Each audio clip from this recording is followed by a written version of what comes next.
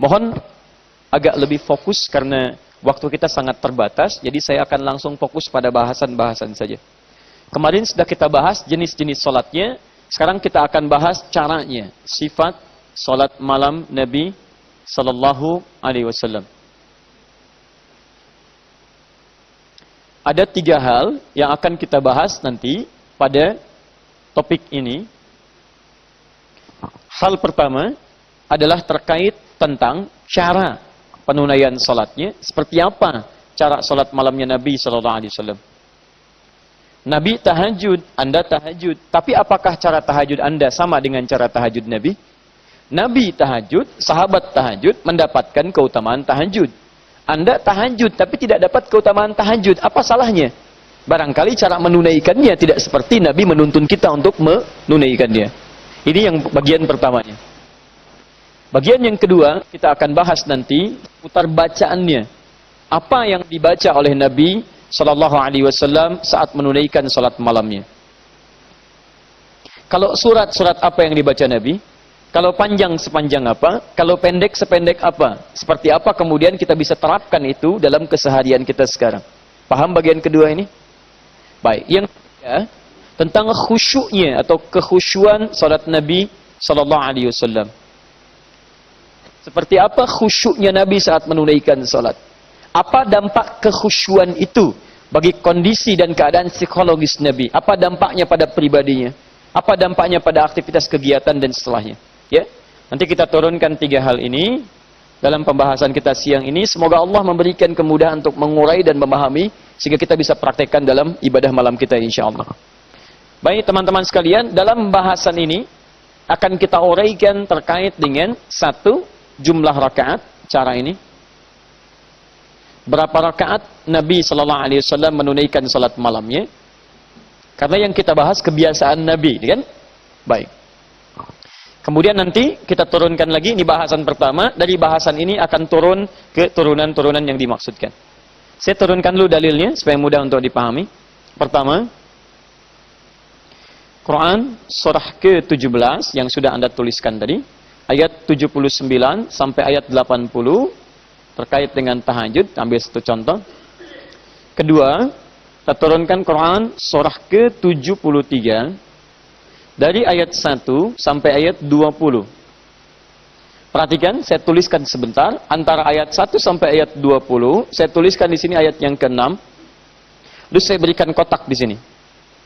Kalau saya kotaki seperti ini, artinya ayat ini langsung terkait dengan pembahasan poin-poin yang saya tuliskan. Jelas ya? Ayat 1 sampai ayat 20 di Quran surah 73 Al-Muzammil berbicara tentang salat malam. Dari 1 sampai 20 ini ada muqaddimah, motivasi bangun malam.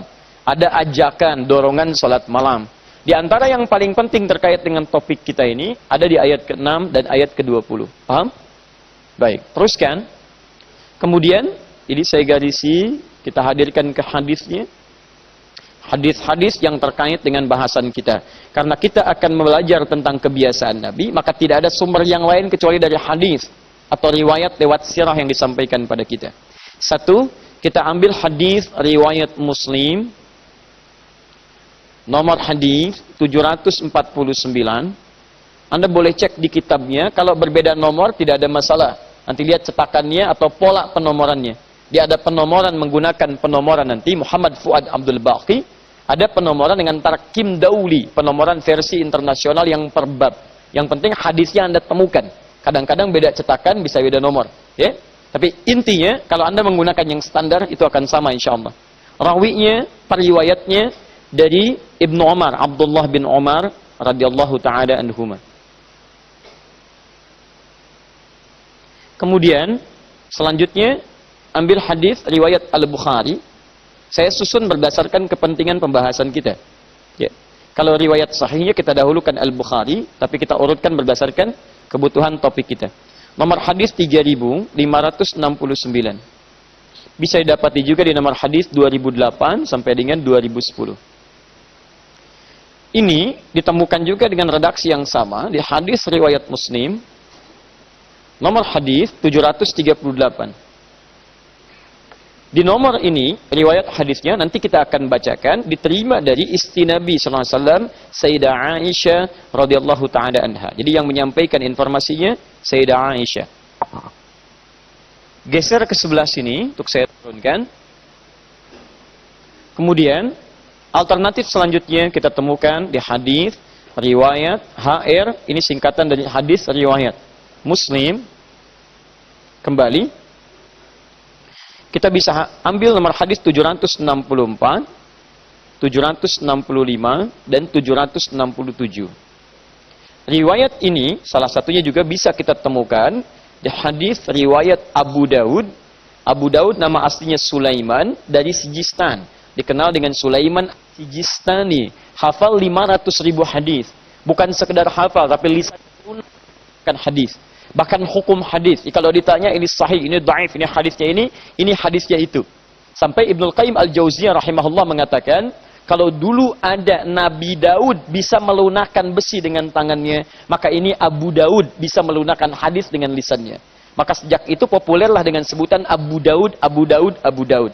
Mengarang salah satu kitab hadis dengan sunan. Sunan itu artinya kitab hadis yang disusun berdasarkan bab fikih.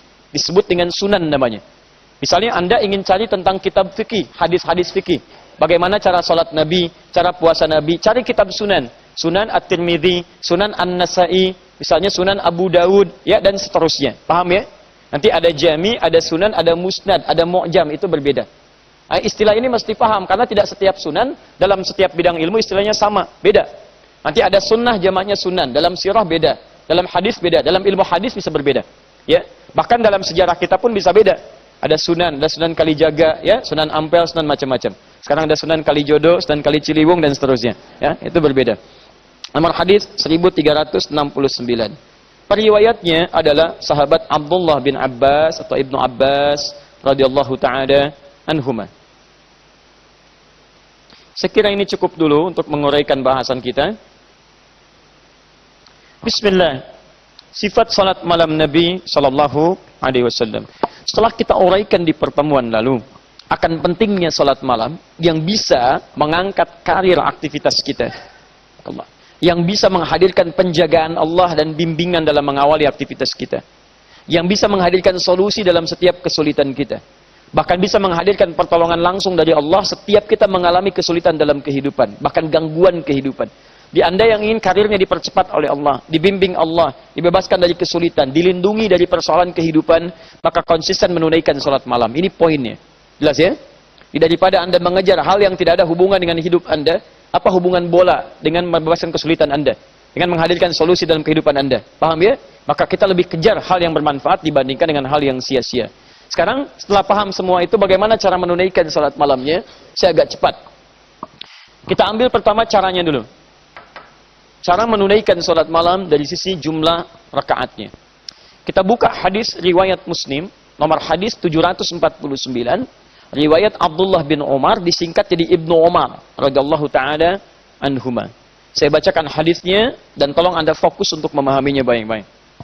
Baik, anin Nabi sallallahu alaihi wasallam, diriwayatkan dari Nabi sallallahu alaihi wasallam, qala, beliau pernah menyampaikan, bima'na, perhatikan kalimatnya, salatul laili, salat malam itu.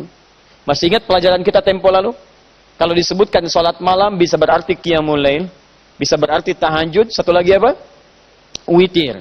Baik, umumnya disebutkan pasti mencakup tiga hal ini.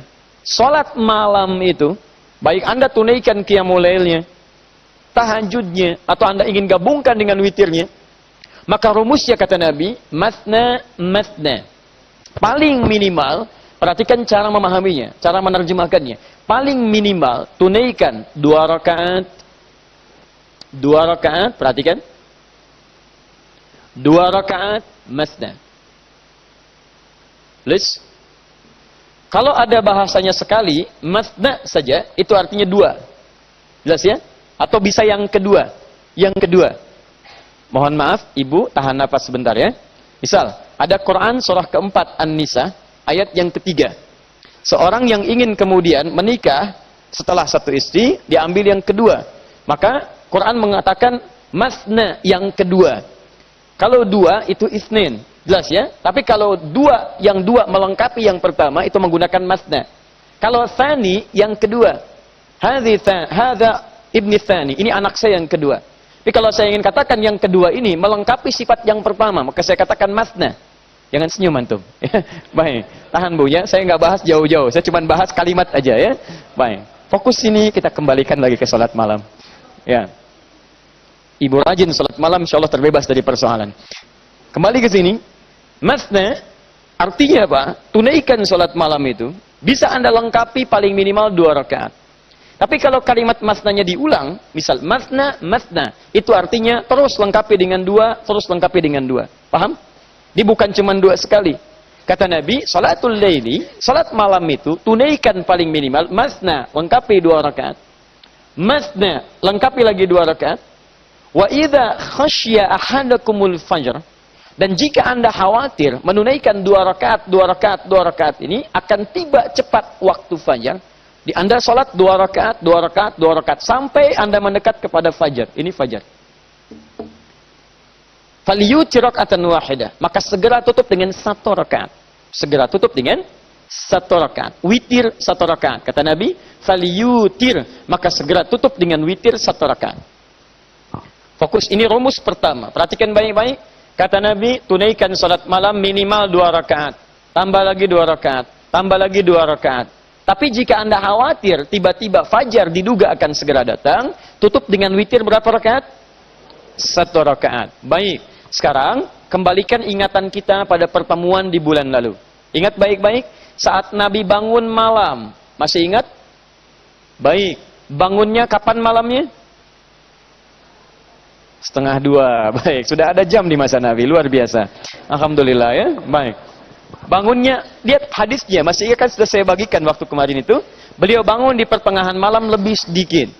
Tengah malam lebih sedikit atau kurang sedikit. Terus kita konversi ke waktu kita sekarang. Seperti yang Ibu tadi sampaikan. Kurang lebih sekitar 1:30. Ya, 1:30 jam 2-an. Nabi bangun. Baik.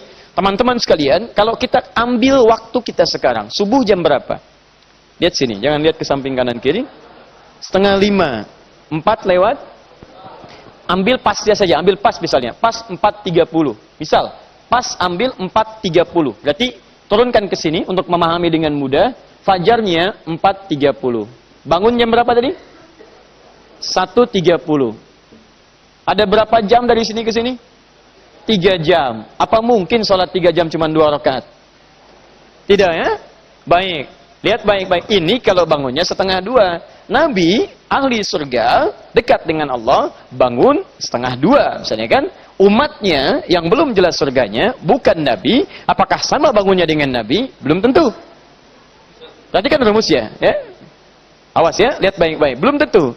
Sekarang bisa saja dia bangun misalnya teman-teman sekalian, subuh jam 4:30 dia bangun misalnya jam 3:40. Bisa. Atau dia bangun jam 4, bisa. Taruhlah kemudian dia bangun jam 4, artinya berapa menit ke waktu subuh? 30 menit. Misal, lihat sini rumus cepatnya. Dia bangun jam 4, subuh jam 4:30. Dia masih punya 30 menit di sini. Masih ada kesempatan menunaikan sholatnya. Ada berapa menit? 30 menit. Saya mau tanya pada Bapak Ibu sekalian. Sholat itu kalau 2 rakaat, subuh misalnya, paling khusyuk berapa menit ditunaikan? 10. 5 lah. Baik. Taim. Ambil yang paling sedikit dulu berapa menit misalnya? 5. Taruh 5 menit saya dengan bacaan yang paling cepat, hadar dengan menjaga tajwid. Setiap kalimat dijadikan 2 harakat. Ya. Bismillahirrahmanirrahim. Alhamdulillahi rabbil alamin. Arrahmanirrahim. Maliki yaumiddin. 2 harakat. Hadar namanya. Bisa mutawassit 4 harakat. Ya sekitar 2 detik. Alhamdulillahi rabbil alamin. Arrahmanirrahim. Maliki yaumiddin. Kalau paling panjang tiwal 6 harakat. Sekitar 3 detik. Alhamdulillahi rabbil alamin.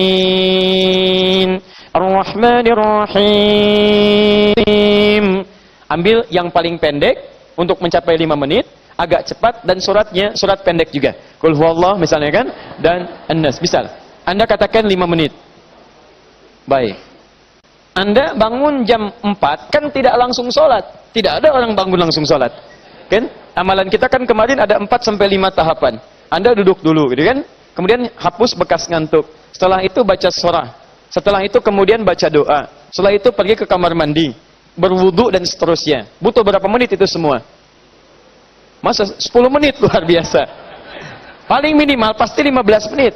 Karena ketika Anda duduk dalam keadaan tidak sadar, beda dengan duduk sadar. Orang duduk sadar, ketika dia duduk sadar, dia bisa mengontrol waktu. Tapi kalau orang duduknya tidak sadar, dia nggak bisa mengontrol waktu. Anda begini, begitu baru bangun, duduk. Bangun jam 4, tapi begitu melek, 4.15. Bisa terjadi teman-teman sekalian. Ya, jadi saya kembalikan, mohon bisa berputar lagi sebentar. Ya, karena nggak bisa putar sendiri. Balikin dulu, supaya saya mudah, ini kan. Nanti saya kasih kode ya. Fokus sini, fokus. Jadi taruhlah kita ambil 20 menit, dari mulai proses tadi sampai bangun. Artinya, ketika kita siap menunaikan sholat, di posisi sudah jam 4:20. 4:20. Dan kita paling cepat menunaikan 5 menit. Jadi ada 10 menit menuju kepada subuh. Dalam kasus ini, jika Anda masih ingin tetap menunaikan sholat, Anda masih bisa mempraktekkan rumus ini. Ya, masna, Anda tunaikan 2 rakaat. Setelah itu, fajar akan segera tiba. Kalau Anda kerjakan 2 rakaat lagi, masuklah fajar. Paham ya? Maka Anda tutup witir dengan 1 rakaat. Di malam itu, Anda bisa menunaikan sholat malam, 2 rakaat plus witir 1 rakaat. Paham sampai sini? Baik. Nah, sekarang kasus itu kita simpan. Kita ambil ke keadaan normal. Kembalikan kepada normal. Saya bangun. Nabi mengatakan, kebiasaan Nabi bangun kurang lebih setengah 2, jam 2. Subuh 4.30. Dan ini Nabi yang nyampaikan. Kalau Adi Hidayat yang nyampaikan, Anda boleh tidak percaya. Tapi kalau Nabi, ini tuntunan. Nggak ada celah bagi kita untuk menolak. Kata Nabi, rumus pertama, kalau Anda ingin sholat malam, tunaikan 2, 2, 2, 2. Kalau khawatir fajar akan segera tiba, tutup dengan 1 rakaat. Kalau ada orang mengatakan kalimat ini dari Nabi SAW, kemudian bangun jam sekian, subuh 4.30, kira-kira kalau 2 rakaat 5 menit, berapa rakaat yang ia tunaikan sampai mendekat kepada fajar? Orang sholat dari jam 2, sekali 2 rakaat 5 menit. Kemudian dia tunaikan ini sampai menjelang fajar. Berapa rakaat dia tunaikan? Singkatnya, banyak. Banyak rakaat. Artinya apa? Artinya dari kalimat ini, satu, ada kaidah jumlah rakaat dalam sholat malam. Dan ini semua ulama sepakat. Ingat baik-baik ya. Semua ulama sepakat. Ulama saja sepakat. Jadi kalau Anda yang bukan ulama beda, yang salah bukan ulamanya. Anda yang kurang piknik ya. Balik sini. Lihat sini, fokus. Semua ulama sepakat menyimpulkan dari kalimat Nabi ini, bahwa jumlah rakaat sholat malam yang disampaikan oleh Nabi pada para sahabat tidak menunjukkan batas tertentu. Jadi pertama, kaidah pertama, tidak ada batasan jumlah rakaat dalam sholat malam. Paling minimal, tunaikan 2 rakaat, tapi tidak dibatasi berapa rakaat Anda bisa tunaikan. Sebanyak yang bisa Anda tunaikan, baik. Jika Anda khawatir menduga fajar segera tiba, tutup dengan berapa rakaat? 1 rakaat. Paham? Jadi 1, tidak ada batas spesifik untuk jumlah rakaat sholat malam, selain batas minimal yang 2 rakaat plus witir 1 rakaat. Jelas sampai sini? Baik. Jadi kalau sudah jelas, saya turunkan lagi. Belum selesai. Belum selesai. Ya Rasulullah, kami ingin tahu kebiasaan Nabi. Kalaupun beliau tidak mengatakan, tidak ada batas yang spesifik. Apakah Nabi kalau tidak ada batasnya itu, kemudian tidak bisa dilacak berapa rakaat beliau menunaikan dalam kebiasaan beliau? Karena walaupun tidak ada batas, saya ingin tahu kebiasaan Nabi berapa rakaat. Supaya saya bisa ikuti, supaya saya bisa teladani. Baik, sekarang kita lacak. Nabi menyampaikan kepada para sahabat, tidak ada batasnya untuk kemudahan umatnya. Sebab kalau Nabi tuntunkan langsung batasnya sekian, barangkali tidak semua umatnya bisa mengikuti seperti itu. Paham ya? Karena itu Nabi sampaikan terbuka, tapi kita lihat kebiasaan Nabi, berapa rakaat kemudian beliau tunaikan. Sekarang kita tanyakan dulu pada orang terdekat beliau, yang menemani beliau dalam kehidupan malamnya. Kan tidak semua sahabat ikut sholat malam bersama Nabi. Di antara yang paling bisa dilacak adalah keluarga Nabi, khususnya istri Nabi SAW. Kita tanyakan pada Sayyidah Aisyah radhiyallahu taala anha, apa kebiasaan Nabi saat sholat malam, dari sisi jumlah rakaatnya, berapa ditunaikan oleh beliau. Hadis riwayat Al-Bukhari, nomor hadis 3569, bisa dilacak juga dari Asbabul Wurudnya nomor hadis 2008 sampai 2010, ditemukan di hadis riwayat Sahih Muslim nomor hadis 738. Saya bacakan hadisnya. Saya percepat untuk memudahkan pemahaman kita. Satu kali 3 orang sahabat Nabi. Diduga satu, Abdullah bin Mas'ud radhiyallahu ta'ala anhu. Kedua, sahabat Hudzaifah al-Yamani radhiyallahu ta'ala anhu. Dan ketiga, sahabat Ubay bin Ka'ab radhiyallahu ta'ala anhu. Mendatangi mereka kepada Sayyidah Aisyah radhiyallahu ta'ala anha untuk bertanya tentang sifat salat malamnya Nabi sallallahu alaihi wasallam. Karena mereka ingin meniru seperti apa persisnya Nabi melakukan demikian. Di keutamaan para sahabat itu, kalau sudah mengetahui kebiasaan Nabi, itu yang konsisten dikerjakan selama hidupnya. Ya, sekalipun mereka melihat, itu yang mereka kerjakan. Kalau orang lain yang melihat, belum tentu mereka ikuti. Sekalipun dibenarkan oleh Nabi. Seperti misal, ya, Wa'il bin Hujur melihat Nabi sujud menggunakan lutut. Maka itu yang dipraktekkan. Sahabat Abu Hurairah melihat Nabi sujud turun menggunakan telapak tangan. Itu yang beliau praktekkan. Abu Hurairah mengetahui bahwa Nabi pernah sujud pakai lutut. Ya, berdasarkan hadis riwayat Wa'il. Tapi ketika yang dilihat oleh beliau, itu yang kelihatan pakai telapak tangan, itu yang diamalkan. Karena prinsip sahabat, apa yang saya langsung lihat, itu yang paling otentik yang saya bisa ketahui. Jelas ya? Baik, jadi jangan heran kalau kemudian yang satu pakai lutut, yang satu pakai telapak tangan. Dan tidak mengamalkan yang lainnya, bukan berarti yang lain salah. Tapi mereka mengetahui, ini yang saya lihat langsung. Sedangkan dari yang lain, tidak saya lihat langsung. Walaupun benar, tapi saya ingin melihat apa yang langsung saya lihat. Paham ya? Baik, jadi yang pakai lutut itu benar, yang pakai telapak tangan itu benar, yang salah, yang pakai kepala duluan atau yang tidak salat ya. Nah, dalam kasus ini, kita lihat Sayyidah Aisyah bagaimana mengamati Nabi SAW. Prinsip ini mesti Anda pegang dulu, supaya nanti kita bisa belajar hadis turunan yang lainnya. Baik, ketika ditanya kemudian apa jawab Sayyidah Aisyah? Kata beliau, qalat, beliau menjawab, ma kana yazidu fi Ramadan, wala fi ghairi. Kata beliau, selama hidup bersama saya, selama tinggal di rumah saya, selama saya menyaksikan sholat malam beliau, baik di Ramadan ataupun di luar Ramadan, lihat, maka yazidu fi Ramadan wala fi ghairihi ala 11 rak'ah. Selama hidup dengan saya di Ramadan atau di luar Ramadan, saya perhatikan tidak pernah lebih daripada 11 rakaat. Simpan dulu ya. Lihat baik-baik sini.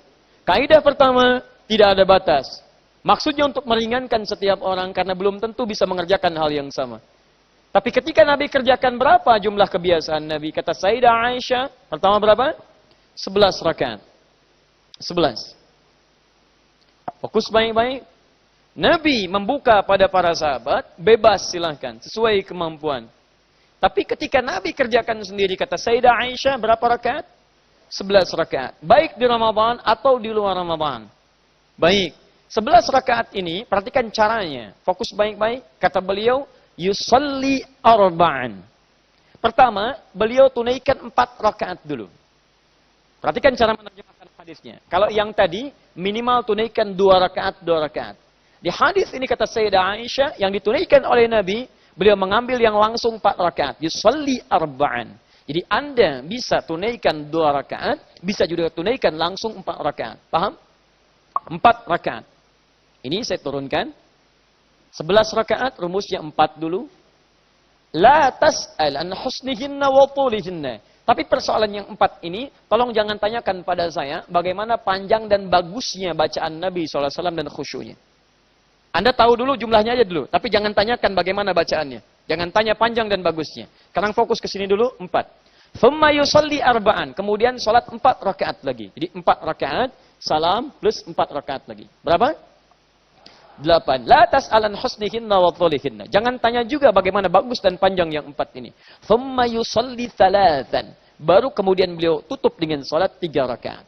4, 4, 3. Berapa jumlahnya? 11. Nah, di rumah Sayyidah Aisyah disaksikan langsung oleh istri tercintanya. Baik di Ramadan atau di luar Ramadan, salatnya Nabi jumlahnya berapa rakaat? 11 rakaat. Rumusnya berapa? 4, 4, 3. Baik, pertanyaan saya, apakah Nabi istrinya cuma Sayyidah Aisyah? Tidak. Siapa lagi, Bu? Ada Sayyidah Zainab. Ada Sayyidah siapa lagi? Saudah binti Zam'ah. Ada siapa lagi? Ada Sayyidah Maimunah radhiyallahu ta'ala anha dan yang lainnya. Sekarang kita lihat, kita ambil satu contoh lagi di tempat istri yang lain. Ketika Nabi sholat di rumahnya Sayyidah Aisyah, formulasinya ini. Bagaimana sholat beliau di tempat yang lainnya ketika bersama istri beliau yang lain radhiyallahu ta'ala anhunna jami'an. Kita ambil kesaksian sahabat kecil. Nah, Abdullah, anaknya Abbas, dikenal dengan Abdullah bin Abbas radhiyallahu ta'ala anhuma. Satu kali beliau sengaja menginap di rumah bibinya Sayyidah Maimunah, istri tercinta Nabi SAW, untuk mengetahui kebiasaan malam Nabi, termasuk sholat malamnya Nabi. Maka ketika menginap di rumahnya Sayyidah Maimunah, dirangkum di hadis riwayat Muslim, nomor yang telah saya tunjukkan, juga kemudian di Abu Daud, nomor hadis 1369, apa kesaksian dari teman-teman sekalian? Ini sudah pernah kita bahas. Beliau menunjukkan bagaimana cara Nabi bangun duduk dulu, mengusap kemudian bekas ngantuknya, membaca 10 ayat terakhir surah Ali Imran. Kemudian setelah itu beliau bacakan doa, teman-teman sekalian, lalu pergi kemudian untuk berwudu, masuk syinin mu'allaqah, ya, kemudian membersihkan diri dan berwudu, lalu setelah itu bersiap-siap menunaikan salat. Singkat cerita, Nabi salat, sahabat Abdullah bin Abbas di belakang Nabi mengikuti. Ketika ada di belakang Nabi, Nabi tahu beliau ada di belakang, beliau tarik Ibnu Abbas, kemudian hadir langsung di samping Nabi SAW di sisi kanannya. Jelas ya? Ini Ibnu Abbas di belakang, Nabi tarik, kemudian disejajarkan oleh Nabi. Salat berdua, makmum di samping imamnya. Ini dijadikan dalil oleh teman-teman kita, bahwa kebolehan, kata para ulama, salat yang makmumnya sejajar dengan imam jika dilakukan oleh dua orang. Jadi satu imam, satu makmum. Untuk laki-laki, posisinya boleh imam sejajar dengan makmum. Jelas ya? Imam sebelah kirinya, makmum sebelah kanannya. Paham sampai sini? Tapi hadisnya belum selesai. Awas, hati-hati. Jangan Anda gunakan potongan hadis ini untuk berdalil persoalan yang lain, sedangkan sisanya tidak Anda anggap. Teruskan dulu. Teruskan. Kemudian beliau katakan, Nabi kemudian menunaikan salat, lihat, 13 rak'ah. 13 rak'atan, 13 rakaat. Kata beliau, ketika saya menemani Nabi salat di rumahnya Sayyidah Maimunah, yusalli, beliau menunaikan salat, rak'atain. Thumma rak'atain, thumma rak'atain, thumma rak'atain, thumma rak'atain, thumma rak'atain, thumma yutir biwahidah. Beliau salat 13 rakaat. Saya hapus dulu yang ini.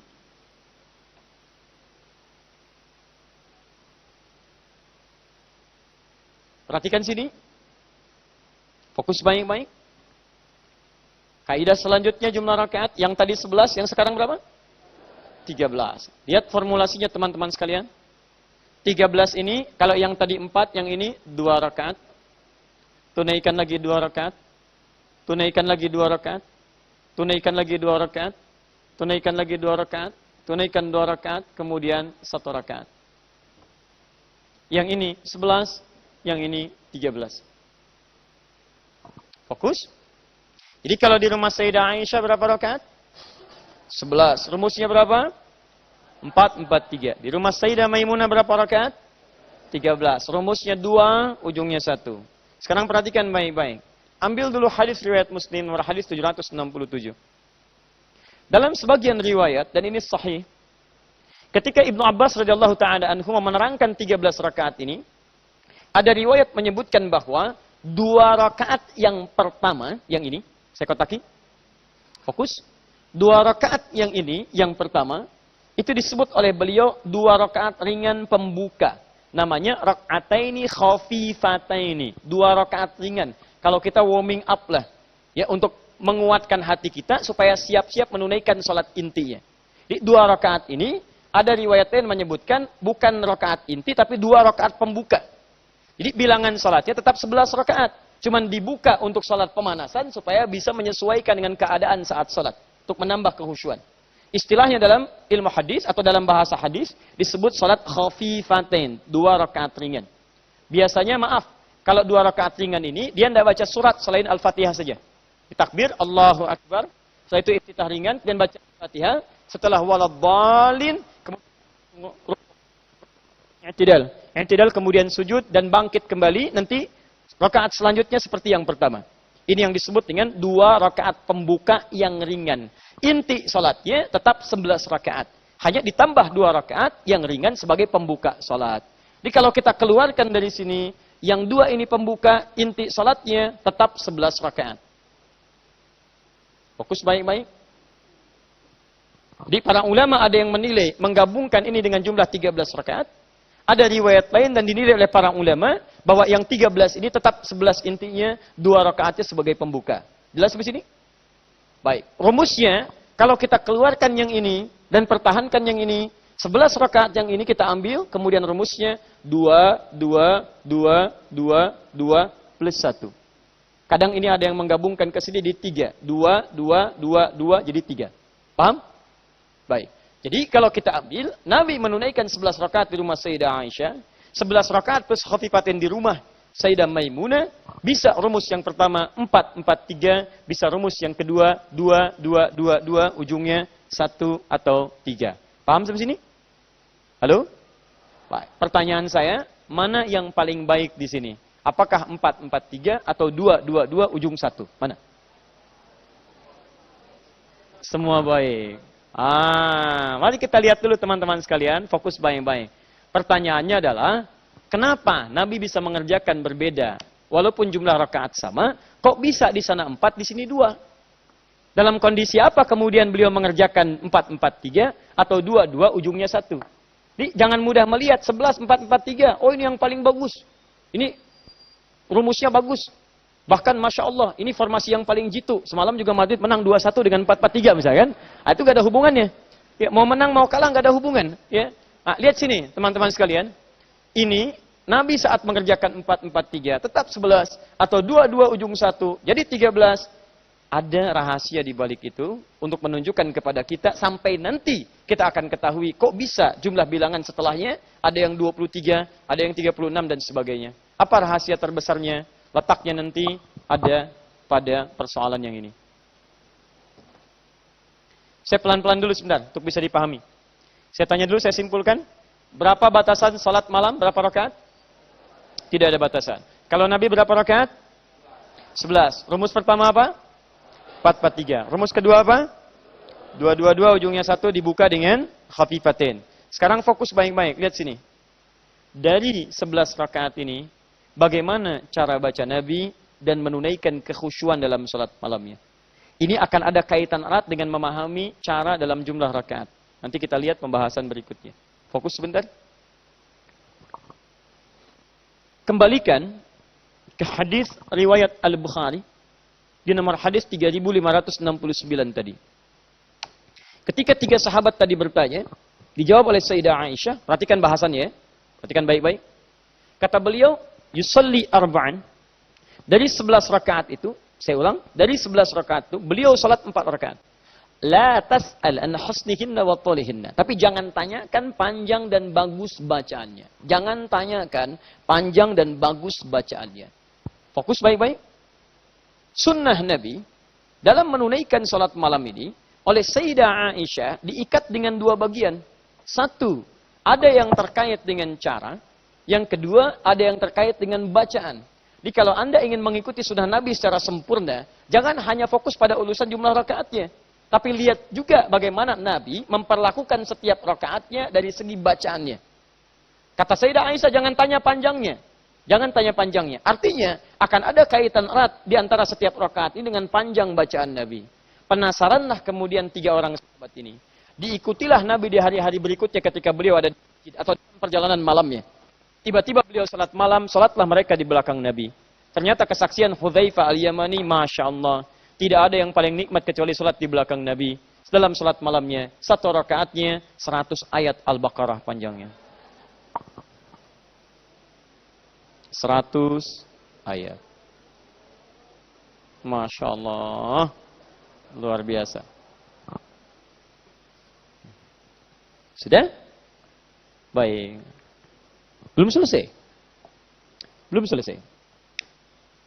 Fokus teman-teman sekalian. Baik, kata Hudzaifah, nikmat salat di belakang Nabi. Enak sekali. Saking nikmatnya tidak terasa. Rakaat pertama 100 ayat. Baik.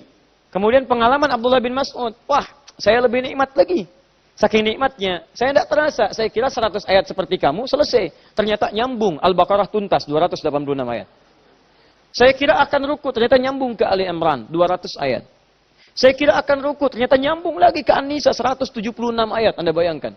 Setelah selesai An-Nisa, baru kemudian ruku. 5 juz 4 halaman. Baru ruku beliau. Besoknya, nggak pada ikutan lagi. Oke. Ini luar biasa. 5 juz. Kata Abdullah bin Mas'ud, saya bukan karena capek, cuman sering nebak. Yang ini bukan nih rukunya. Yang ini bukan supaya saya ikuti. Nah sekarang lihat baik-baik ya. Lihat baik-baik. Nabi sholat, dalam 1 rakaat, misal, kita ambil paling minimal 100 ayat. Jadi kalau 2 rakaat berapa ayat? 200 ayat. Lihat. 2, 2, 2, 2, 2. Berarti setiap 2 ini 200 ayat. Kemudian naik lagi. Kemudian naik lagi. Rakaat berikutnya. Rakaat berikutnya. Walaupun nanti ada hadis-hadis lain mengatakan rakaat selanjutnya lebih pendek daripada yang pertama. Tapi lebih pendek itu bukan dikurangi setengahnya. Baik ya, 100. Yang kedua lebih pendek mungkin 90. Ya kan? Yang ketiganya lebih pendek mungkin 80. Intinya adalah tidak jauh-jauh dari bilangan-bilangan yang tadi disebutkan. Paham sampai sini? Baik. Jadi pantas kalau kemudian sholatnya bangun setengah 2, sholat mulai jam 2, selesai menjelang subuh. Wajar. Karena setiap rakaatnya cukup banyak. Paham sampai sini? Nah, sekarang perhatikan baik-baik. Ini yang mau saya sampaikan. Saya hapus dulu ini. Yang ini saya hapus. Allah sangat sayang kepada Nabi sampai mengatakan di Quran surah 73 ayat ke-20. Faqra'u ma tayassara minal Qur'an. Baca yang paling ringan dari Al-Quran. Tapi Nabi sangat rindu dengan Allah. Karena waktunya menghadap Allah dalam suasana tidak berkaitan dengan umat. Kalau siang ditanya umat, berikan fatwa, berikan ini. Waktu cuma sebentar. Salat fardu, kembali lagi ke umat. Tapi malam gak ada gangguan. Bisa sendirian menghadap Allah subhanahu wa ta'ala. Saking rindunya, 1 rakaatnya 100 ayat. Kata Aisyah radhiyallahu ta'ala anha, jangan tanyakan panjang dan bagusnya. Panjang dan bagus. Intinya, sifat salat Nabi, berapapun rakaat yang ditunaikan, Anda bisa fokus, saya ingin seperti Nabi 11 rakaat. Tapi kata Sayyidah Aisyah, jangan cuma lihat rakaatnya. Karena yang paling penting dari 11 rakaat ini, panjang plus bagusnya. Ini poinnya. Jadi kalau Anda ingin bangun malam, kemudian ingin tunaikan, saya ingin salat seperti Nabi, rakaatnya sama, 11 rakaat. Ingat baik-baik, fokus ini. Kalaupun Anda ingin sama jumlah rakaatnya 11 rakaat, tapi yang paling penting kata Sayyidah Aisyah, bukan cuma menyamai jumlah rakaatnya, tapi inti dari rakaat ini adalah panjang dan banyak serta bagusnya ayat yang dibacakan. Ini poinnya. Jadi jangan sampai begini, ikut 11 rakaat seperti Nabi, tapi kehusuannya atau panjang bacaan ayat dan bagusnya jauh dari Nabi. Saya pengen seperti Nabi, seperti sunnah salat saya. Masya Allah. Begitu salat, Allahu Akbar. Al-Fatihah. Ghairil maghdubi alaihim waladdallin. Taha. Allahu Akbar. Itu jauh dari Nabi. Paham ya? Jadi jangan sampai Anda kerja rakaatnya jadi ribut masalah rakaat. Yang seperti Nabi itu 11 rakaat. Tapi sifat salat Anda dari segi bacaan nggak seperti Nabi. Karena inti dari bacaan itu, inti dari salat malam itu bukan cuma jumlah rakaatnya. Inti utamanya bacaannya. Karena ketika Allah meminta kita menunaikan salat malam, bukan jumlah rakaat yang dibahas oleh Quran, tapi kualitas khusyuk dan bacaannya. Buka Quran surah ke-73 ayat yang ke-6. Saya ingin Anda paham dulu persoalan ini. Karena nanti ada kalangan awam itu selalu berdebat apakah 11 atau 23. Padahal esensinya bukan pada 11-23-nya, esensinya pada kualitas bacaannya dan kekhusyuannya. Buka Quran surah 73 ayat yang ke-6. Inna nashi'atal laili hiya ashaddu wat'an wa aqwamu qila. Lihat bacaannya. Saya lambatkan bahasan saya.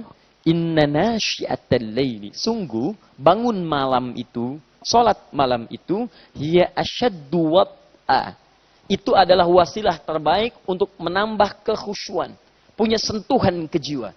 Jadi kalau Anda sholat malam hari 2 rakaat, silahkan kalau nggak percaya bandingkan dengan sholat siang hari 4 rakaat. Suasana malam akan beda dengan siang. Anda dijamin akan lebih khusyuk dibandingkan sholat siang. Nggak percaya silahkan, ada perbedaan tersendiri. Tapi kalimat ini sekaligus memberikan isyarat bahwa yang penting dalam sholat malam itu pertama khusyuk, asyaddu wat'a. Wa aqwamu qila, dan kekuatan bacaan. Di setiap yang dibacakan punya keadaan kekuatan tersendiri. Ya, punya rasa tersendiri. Punya pengaruh tersendiri. Bacaan, ini poin pentingnya. Karena itu, dalam setiap salat malamnya Nabi, yang paling penting kata Sayyidah Aisyah, lihat kualitas kekhusyuan dan panjang bacaan. Bagus bacaan. Bukan hanya sekedar fokus apakah Nabi 11 atau jumlah bilangan yang lain. Kalau cuma jumlah bilangan, bisa kita sesuaikan dan atur sesuai kemampuan kita. Tapi yang paling penting, sifat bacaan dan kekhusyuannya ini yang diinginkan oleh Nabi SAW. Paham? Sekarang kita lihat baik-baik. Nabi berapa rakaat? 11. Setiap rakaat berapa ayat? Ambil yang paling minimal, 100. Sekarang pertanyaan saya, apakah setiap umatnya bisa sanggup seperti Nabi dari segi bacaan dan khusyuknya? Belum tentu. Ada yang siap menunaikan salat tahajud setiap rakaat 100 ayat? Boleh kalau mau ikut malam ini dengan saya di Bekasi? Baik, atau satu rakaatnya 5 juz 4 halaman misalnya? Nah, kita lihat berapa yang bisa kuat berdiri sampai dengan itu. Nah, saya mau cerita pada fase berikutnya. Zaman awal Nabi banyak yang ikut. Bahkan sepeninggal Nabi masih ada banyak sahabat yang kuat sampai salat malamnya itu bisa menghatamkan Quran. Anda buka kitabnya Imam An-Nawawi di At-Tibyan, fi Adab Hamalatil Quran. Lihat halaman 37 paling kanan sebelah atas, baris 1 sampai dengan 3. Di situ disebutkan bagaimana sahabat Uthman bin Affan, Abdurrahman bin Auf, Tamim Ad-Dari itu bisa salat malam sampai selesai khatam Quran. Tapi persoalannya, apakah generasi setelahnya memiliki kekuatan yang sama dengan generasi sebelumnya? Mari kita lihat ternyata sampai pada zamannya Abu Bakar As-Siddiq, Umar bin Khattab radhiyallahu taala anhu, itu kekuatan orang berdiri lama tidak seperti orang-orang sebelumnya. Islam semakin menyebar, semakin meluas, menjangkau daerah lain, keadaan yang lain yang tidak sama karakter dan kekuatan ibadahnya. Artinya apa? Tidak semua orang bisa sanggup berdiri dalam satu rakaat mendengarkan 100 ayat. Dari sinilah kemudian teman-teman sekalian, Umar bin Khattab radhiyallahu taala anhu kemudian mengamati keadaan orang-orang pada saat itu dan berusaha memberikan solusi. Perhatikan kecerdasan Umar. Saking jeniusnya Umar, orang liberal di Mesir namanya Toha Hussein sampai menulis buku khusus judulnya Abqariyatu Umar, kejeniusan Umar bin Khattab radhiyallahu taala anhu. Umar melihat ini yang penting salat malam, kekhusyuan dan bacaannya. Tapi kalau bagus bisa ditunaikan 11 rakaat, khusyuk dan panjang seperti Nabi. Cuman orang sudah nggak kuat berdiri. 11 rakaatnya iya, tapi panjang dan bagus belum tentu. Akhirnya beliau cari cara. Bagaimana caranya? Kualitas salatnya tetap seperti Nabi dari panjang dan khusyuknya, tapi sekalipun jumlah rakaatnya bisa disesuaikan dengan kemampuan berdirinya. Kalau saya salat 2 rakaat, misal setiap rakaat 100 ayat tidak mampu. Tapi kalau saya pecah nih, 1 rakaat yang tadinya 100, saya jadikan 2 rakaat. 11 rakaat, yang 1 rakaat 100 ayat saya bagi 2. Berarti dalam 1 rakaat, berapa ayat saya baca? 50. 1 rakaat, 50. Rakaat selanjutnya, saya baca 50 lagi. Lebih sedikit, lebih banyak? Lebih sedikit bacaannya. Tapi rakaatnya saya tambah. Yang tadinya 1 rakaat, saya jadikan 2 rakaat. Saya pecah. Ini 11 rakaat. 1 rakaat pertama 100, saya jadikan 2. Supaya saya bisa baca 50-50. Kalau saya bagi 2, saya berdiri baca 50, lebih ringan dibandingkan saya berdiri baca 100. Jelas ya? Nah, ini 11 rakaat misal, kali 100, berarti saya dapat 1100 ayat. Kalau saya baca, saya jadikan 2, saya baca 1100 ayat juga. Di jumlah ayatnya sama, hanya berdirinya barangkali tidak lebih lama dibandingkan yang pertama, karena saya pecah jadi 2 bagian. Nah sekarang, kalau saya jadikan ini 1 menjadi 2, artinya ini akan dikali kepada 2 bagian. 11 kali 2 berapa? 22. 22. Baik. Teman-teman lihat sini. 22 rakaat tapi jumlah ayatnya sama. 22 rakaat kekhusyuannya sama. Di jumlah ayatnya sama. Cuman berdirinya lebih sebentar dibandingkan dengan yang pertama. Tapi rakaatnya lebih banyak. Karena konsekuensi untuk menambah bacaan-bacaan sesuai dengan yang pertama. Baik. 22 rakaat. Sudah witir belum? Belum. Tambahkan witir yang ganjil. Misal 1 rakaat. Ketika 22 tambah 1 jadi berapa? 23 rakaat. Disitulah kemudian Umar memberikan solusi pada para sahabat. Kalau Anda ingin sholatnya seperti Nabi, khusyuknya seperti Nabi, ayo ikuti jumlah bacaan Nabi. Ayo ikuti bagaimana lama panjang bacaan Nabi. Cuman kalau tidak ingin berdiri lama, kita bagi 2 saja. Mengambil rumus yang pertama ini. Tidak ada batas. Tunaikan 2, 2, 2, 2. Tidak ada batas. Kalau khawatir fajar datang, 1 rakaat. Dikeluarkan jumlah bacaan Nabi, dibagi kepada jumlah rakaat. Rakaatnya berbeda, tapi jumlah ayatnya tetap sama. Disitulah kemudian teman-teman berkembanglah 23 rakaat. Ada sahabat lagi, ya Umar, saya nggak kuat kalau dibagi 2, masih kepanjangan. Bagi 2 lagi dari sini. Jadi yang 50 ayat, dibagi 2 lagi. Ada yang 36 ayat, ada yang mendekati 36 rakaat, ada yang mendekati 40 rakaat. Sebagian sahabat di Madinah 36 rakaat, witirnya 1, 37. Ada yang witirnya 3, jadi 39 rakaat. Di Mekah kemudian jadi 23 rakaat. Sampai sekarang kalau Anda Ramadan di Mekah, itu di Mekah Masjidil Haram 23 rakaat. Di Madinah ada yang 36 rakaat, witir 3. Luar sedikit wilayah Jeddah ada yang 11 rakaat. Di teman-teman sifat utamanya Ternyata bukan fokus pada jumlah rakaatnya. Sifat utamanya bagaimana menjaga kualitas kekhusyuan dan bacaan kita saat menunaikan salat malam. Jelas sampai sini? Nah, jadi dari sini, awas hati-hati. Kita harus perbaiki cara penunaian dan berpikir kita saat menunaikan salat malam. Pertama, ada kekeliruan pernyataan yang sering marak di masyarakat. Apa pernyataannya? Ustaz, lihat baik-baik ya. Kan yang bagus itu 11 dari Nabi. Ayo ikut mana? Ikut Nabi apa ikut Umar? Masya Allah. Bisa dibenturkan antara Umar dengan Nabi. Gak mungkin, mustahil Umar tidak ikut Nabi. Umar ketika merancang hal semacam ini, bukan keluar dari tuntunan Nabi. Bahkan itu ada dari petunjuk Nabi. Kata Nabi, ikuti petunjukku, petunjuk Al-Quran dan Sunnah. Kemudian petunjuk Khulafa Rasyidin Al-Mahdiyin. Para khalifah yang diberikan petunjuk oleh Allah Subhanahu Wa Taala. Disepakati oleh para ulama, Abu Bakar, Umar, Uthman dan Ali. Di ketika Umar kemudian menawarkan solusi, bukan berarti keluar dari ketentuan Nabi. Ini tidak tepat kalau ada yang mengatakan, 23 ikut Umar, 11 ikut Nabi. Mau ikut mana? Ikut Umar atau ikut Nabi? Paham seperti ini ya? Nah, jadi kalau ada pernyataan demikian, itu pernyataan bisa kita tolak. Lebih dekat mana Anda kepada Nabi dibandingkan dengan Umar bin Khattab? Lebih tahu mana Anda kepada Nabi dibandingkan dengan Umar bin Khattab? Yang pasti, saya ikut Nabi, saya ikut Umar. Saya tidak ikut Anda. Paham ya? Nah, jadi jangan katakan, oh ini 23, bid'ah, yang benar 11. Apa di Mekah orang bid'ah semua? Di Madinah bahkan 36. Jadi kalau Anda mau 11, silahkan. Anda mau 23, silahkan. Dua-duanya benar. Yang salah? Belum tentu salah juga. Yang tidak salah pun tidak salah. Karena malam itu hukumnya sunnah. Bukan wajib. Lihat baik-baik. Kalau tidak tahu, katakan apa? Wallahu a'lam. Salat malam itu hukumnya sunnah. Kalaupun tidak bisa mengerjakan karena alasan tertentu yang dibenarkan syariat, itu tidak berdosa. Allah saja tidak menyalahkan kita. Kenapa Anda menyalahkan diri sendiri? Halo? Nah, ini satu poinnya ya. Nah, jadi 11 silahkan, 23 silahkan. Yang penting dijaga kualitas bacaan dan cara menunaikannya. Awas jangan sampai tertukar juga. Ada praktek yang keliru. Maaf saya katakan keliru dengan tuntutan Nabi di sini. Misal, yang 11 hampir 1 jam, 11 rakaat. Kok bisa 23 rakaat 7 menit? Allahu Akbar, Allahu Akbar, Allahu Akbar, Allahu Akbar. Beres. Masya Allah, Pak, kalau pengen kilat, masjid sana aja. Luar biasa. 11 rakaat, hampir 1 jam, 23, 7 menit. Ini yang agak aneh. Baik. 1 sudah selesai. Ini sudah. Sekarang kita fokus ke sini dulu. Setelah itu kita tutup. Kalau ada pertanyaan, nanti kita bahas. Ya. Baik, persoalan kedua. Saya cek dulu. Nabi berapa rakaat? 11. Bacaan panjang tidak? Panjang. Baik. Boleh lebih daripada 11? Yang paling penting rakaatnya atau bacaan kekhusyuannya? Bacaan dan kekhusyuannya. Jadi kalaupun dipecah di 23, tetap tidak mengurangi jumlah ayat atau standar bacaan yang nyaman dalam bacaan Al-Quran. Teruskan. Kita sekarang masuk kepada bacaan. Bagaimana sifat bacaan Nabi ketika membacakan ayat-ayat dalam salat tahajudnya? 1.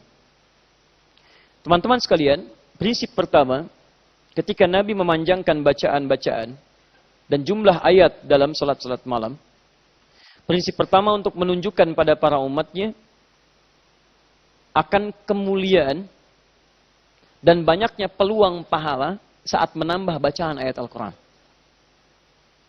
Perhatikan baik-baik.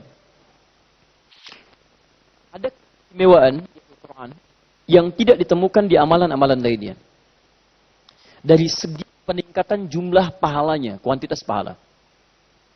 Kalau Anda mengerjakan kebaikan biasa di luar bacaan Al-Quran, standar pemberian pahalanya paling minimal 10. Man jaa bil hasanati falahu asyru amthaliha. Siapa yang mengerjakan satu kebaikan, maka minimal dapat 10.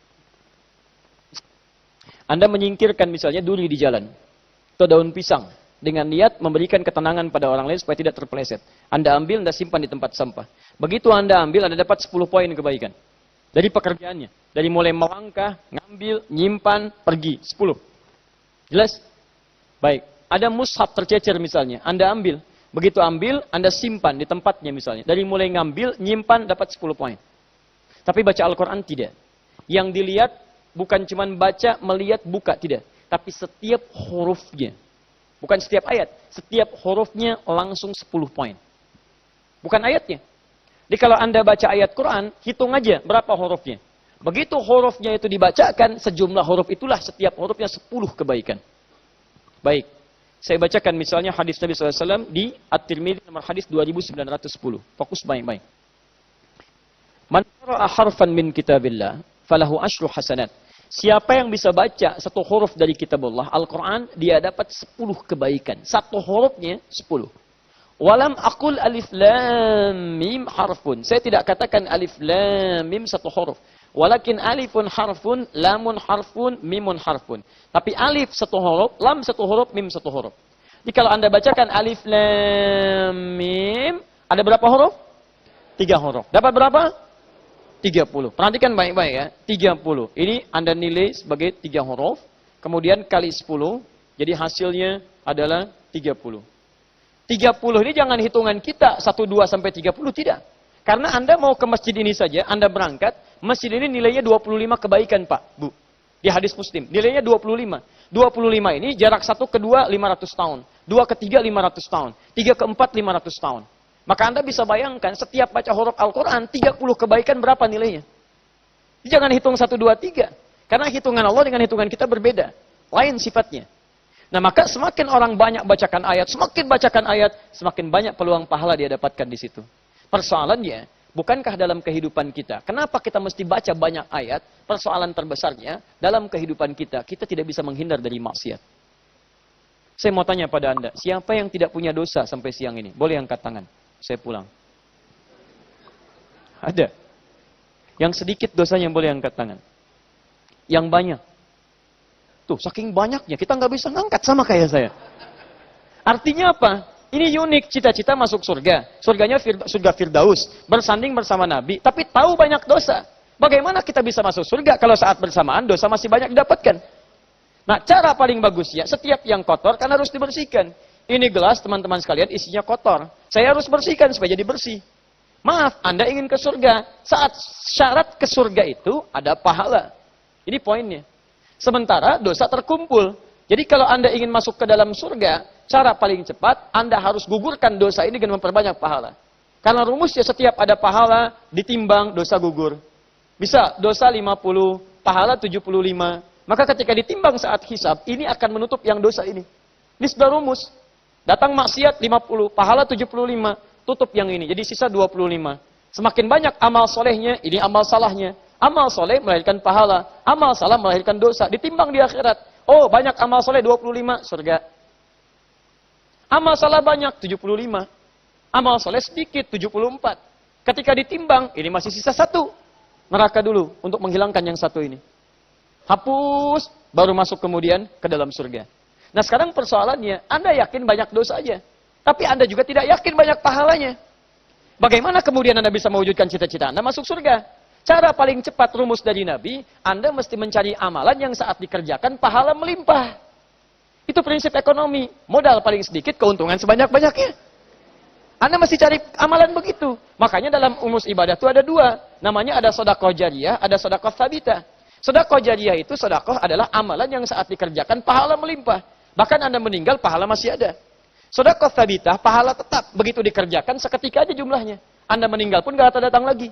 Makanya kalau Anda punya modal sekecil apapun, berusaha mencari amalan yang pahalanya sebanyak apapun. Salah satunya, baca Al-Quran. Karena ketika baca Quran, setiap hurufnya bisa bernilai. Dan hampir tidak ada, dan mustahil orang baca Quran cuma 1 huruf. Gak ada. Nun. 10, Masya Allah. Maksiat hilang hari ini 10. Oh, luar. Dihitung sama dia. Bismillahirrahmanirrahim 19 huruf. Berapa banyak Anda kumpulkan? Apalagi kalau Anda, perhatikan ya, ini saya punya rahasia hari ini, saya bagi di antara kita aja. Lihat sini. Baik. Ya. Teman-teman fokus ini, lihat baik-baik. Fokus ya, teman-teman sekalian. Ada cara membaca pahala. Ada rumusnya. Biasanya kita kalau hitung-hitungan menggunakan rumus eksak. Dalam Quran itu dibagi 2. Ada rumus penghitung, ada rumus yang nggak pernah berhitung. Jadi kalau ada orang berhitung pahala, maka dia akan diberikan sesuai dengan hitungannya. Tapi kalau dia tidak pernah berhitung, maka Allah akan berikan kepadanya tanpa hitungan. Ada rumusnya di Quran, misal surah kedua ayat 261. Nanti saya contohkan pada Anda. Paling kiri sebelah atas. Pernah dengar rumus ini? Kalau ada orang infak, satu poinnya nilainya berapa? 700 ya? Pernah dengar? Baik, jadi kalau saya infak 1.000 rupiah, nilainya berapa? Kali 700, 700 ribu. Dari mana rumus ayatnya? Perhatikan. Ini rumus baru sepotong, akhirnya belum dibaca. Mathalul ladzina yunfiquna amwalahum fi sabilillah kamathali habbah ambatat sab'a sanabila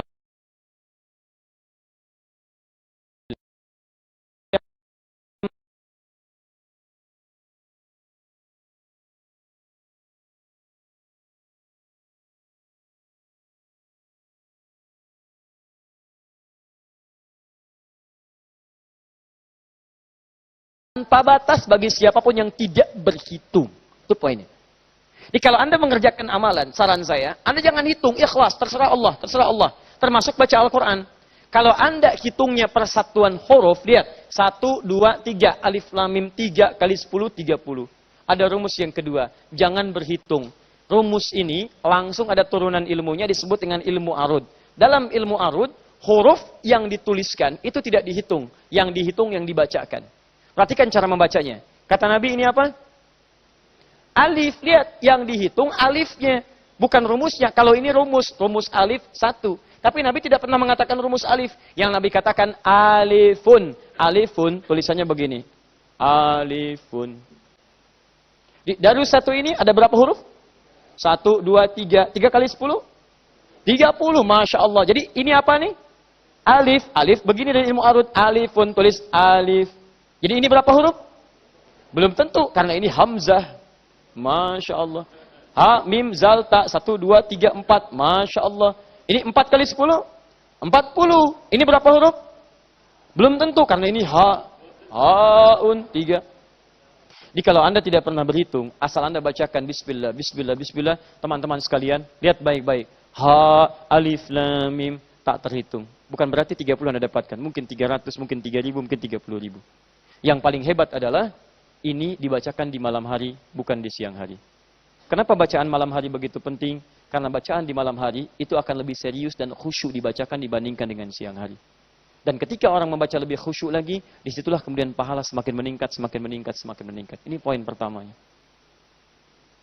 Di rahasia sholat malam, itu bukan sekedar kita membantu dalam urusan dunia, tapi membantu dalam urusan akhirat yang paling banyak.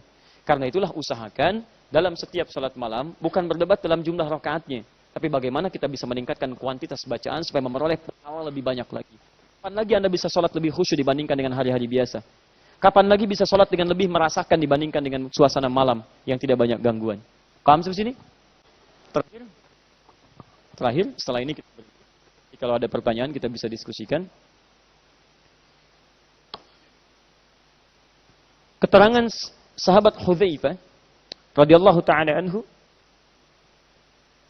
disampaikan beliau Nabi sallallahu alaihi wasallam kalau membaca di salat malamnya, begitu berhenti beliau baca di ayat-ayat terkait dengan surga, beliau berhenti sejenak kemudian bermohon kepada Allah supaya umatnya diperkenankan kemudian untuk masuk surga. Ketika beliau baca ayat-ayat doa Allah, kemudian juga masuk kepada ayat tentang neraka, beliau berhenti sejenak kemudian berlindung kepada Allah Subhanahu wa taala untuk agar umatnya bisa dibebaskan dari neraka. Kesimpulan hadis ini kata para ulama, lihat baik-baik bacaan Nabi ya. Jadi beliau itu tidak baca langsung baca alif lam mim ayat 20 ya kadul barku, tidak. Begitu masuk kepada ayat-ayat misal terkait dengan doa, berhenti sejenak, merasakan tentang doanya. Kalau terkait dengan surga, berhenti sejenak, bermohon mendapatkan kenikmatannya bagi para umatnya. Masuk kepada ayat neraka, berhenti sejenak, bermohon supaya Allah membebaskan umatnya dari neraka. Minta. Poinnya kata para ulama, bacaan Nabi tidak hanya panjang yang memberikan isyarat bertambahnya pahala, tapi juga ini yang kedua, memberikan isyarat kepada kita untuk memahami bacaan-bacaan sholat yang kita bacakan. Dengan pemahaman itu, bertambahlah kemudian kualitas kekhusyuan sholat kita di hadapan Allah Subhanahu wa taala. Sifat yang selanjutnya, yang ketiga, memahami setiap bacaan-bacaan sholat untuk menambah kekhusyuan sholat kita di hadapan Allah Subhanahu wa ta'ala. Jadi ini sifat bacaan panjang dalam arti untuk meningkatkan ruang banyaknya pahala. Sebentar. Tahan penanya. Panjang di sini tidak harus Anda misalnya, mohon maaf, mencoba seperti Nabi, saya pengen 5 juz. Tidak juga. Maksud saya adalah sepanjang kemampuan Anda punya berapa hafalan, itu yang dimaksimalkan. Anda punya 10, 10 bacakan. Anda punya 5, 5 bacakan. Paham ya? Jadi tidak harus kemudian Anda 100, 100 diikuti misalnya. Tidak demikian. Jelas ya? Itu rumus itu nanti ada di Quran surah ke-73 ayat ke-20. Faqra'u ma tayassara minal Quran. Silahkan baca yang paling ringan yang bisa Anda bacakan. Ringan itu dengan kualitas bacaan yang tadi kami sampaikan. 2, memahami, paham setiap bacaan yang dibacakan dalam salat untuk menambah kualitas kekhusyuan. Ini poinnya.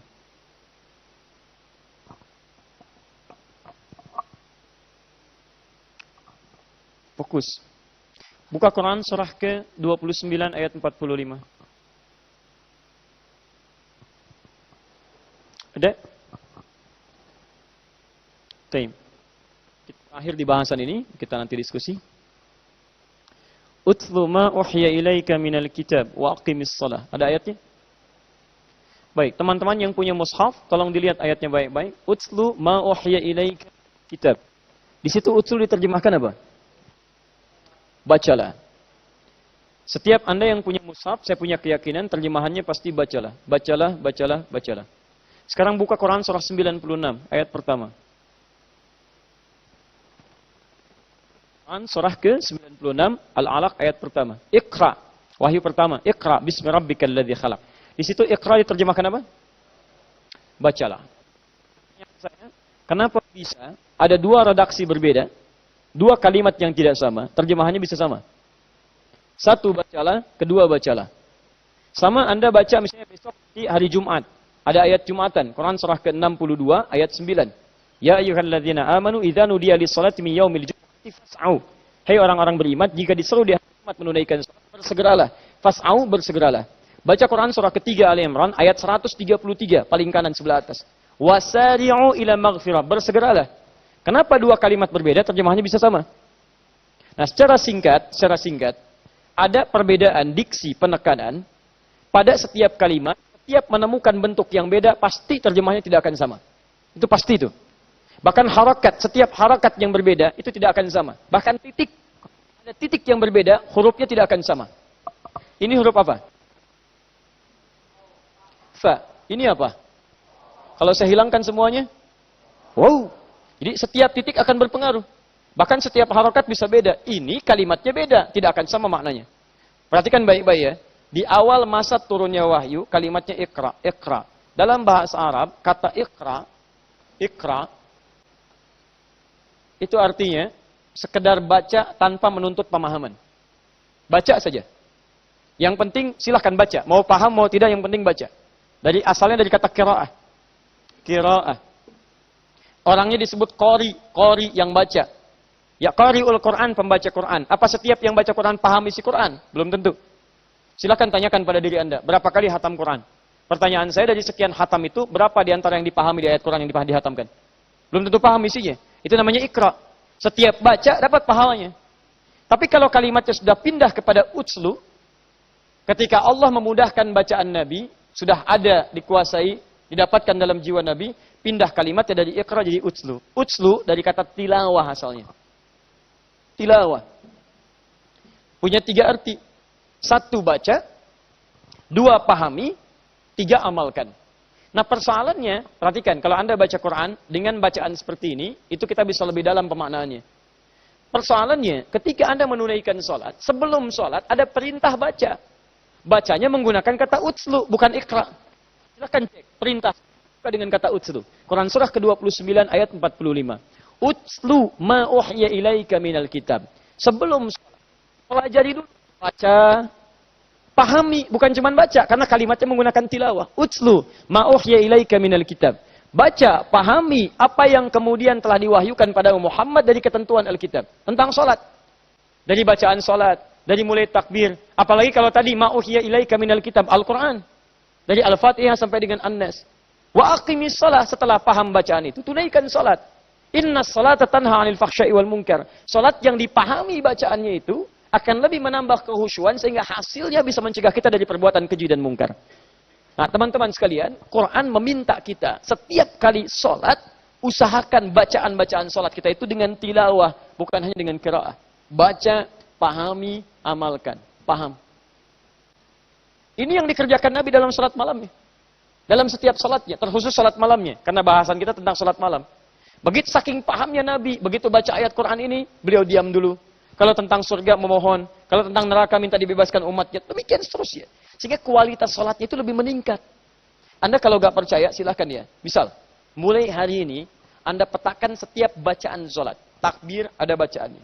Iftitah ada bacaannya. Fatihah ada bacaannya. Ruku ada bacaannya. I'tidal ada bacaannya.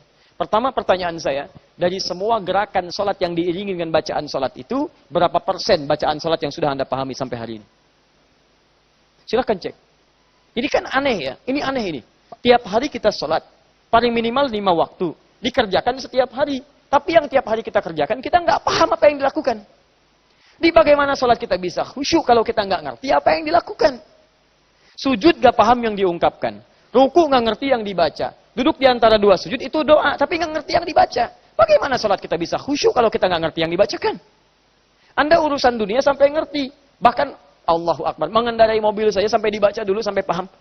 Ini caranya, ini begini. Handphone Anda sampai dipelajari dulu petunjuknya. Ini begini, feature-nya seperti ini, gunakannya begini, kamera begini, kalau selfie pijit ini yang balik. Kalau foto orang lain begini, kalau landscape seperti ini, dipahami. Dan persoalannya, urusan dunia tidak akan dibawa pulang ke akhirat. Kalau untuk yang sementara Anda begitu serius, kenapa yang urusan akhirat kita tidak serius kita di situ? Nah, ini poin pertamanya teman-teman sekalian, jangan-jangan selama ini kita sholat tapi nggak ngerti yang kita bacakan. Karena itu, saran saya, setiap kita mau sholat, misal setiap hari kita punya mata pelajaran, bagi-bagi. Hari ini saya mau ngerti bacaan takbir saya dulu, takbir. Apa artinya Allahu Akbar? Bukan cuma Allah Maha Besar. Karena saat Anda sholat, 3 yang bekerja kalau ingin khusyuk. 1 lisan yang bicara, 2 pikiran menerjemahkan, 3 hati yang meresapi. Di begitu tangan Anda bergerak, lisan Anda mengucapkan Allahu Akbar, pikiran menerjemahkan Allah Maha Besar. Hati Anda meresapi, ya Allah saya ikrarkan Engkau yang Maha Besar. Saya mohon ampun ya Allah. Setiap hari kadang saya merasa besar dibandingkan orang lain. Sombong pada orang lain. Merasa hebat, angkuh pada yang lain. Merasa benar sendiri. Ketika Anda punya perasaan seperti itu, maka kualitas sholat Anda akan terjaga dengan baik di sini. Ini poinnya. Apalagi sholat malam. Ya, silahkan cek. Begitu Anda bangun malam, saya tutup. Anda bangun malam, lalu Anda bacakan doa iftitah misalnya. Allahumma ba'id baini wa baina khatayaya, kama ba'adta bainal masyriqi wal maghrib. Ya Allah, saya mohon ya Rabb, ba'id baini wa baina khatayaya. Saya mengaku ya Allah, khotoya salah. Tambah ya kecil, ngaku saya salah.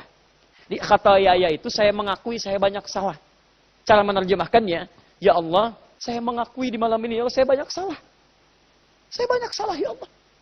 Tapi saya mohon kepadamu, ya Rabb, tolong ampuni saya. Ba'id baini wa baina khatayaya. Jauhkan saya dengan kesalahan saya, ya Allah. Sejauh-jauhnya saya tidak ingin lihat. Seperti engkau pisahkan timur dan barat yang tidak pernah bertemu.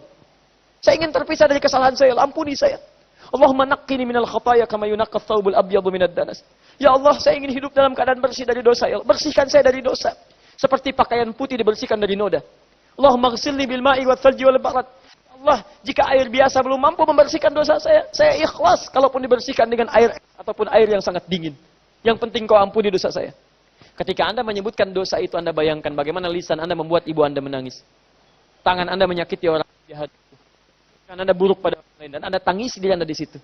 Begitu Anda menangisi dosa Anda, jatuh air mata Anda, silahkan rasakan. Keadaan salat tidak ada yang paling indah kecuali di malam itu.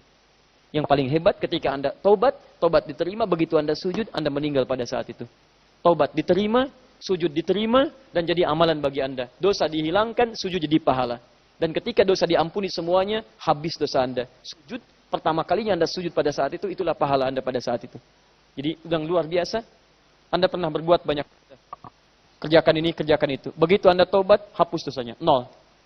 Begitu Anda sujud, meninggal, sujud dia dapat pahala. Disinilah pahala Anda. Dosa tidak ada, amal salah, amal solehnya muncul. Surga bagi Anda, teman-teman. Ada seorang punya banyak salah, dia tobat.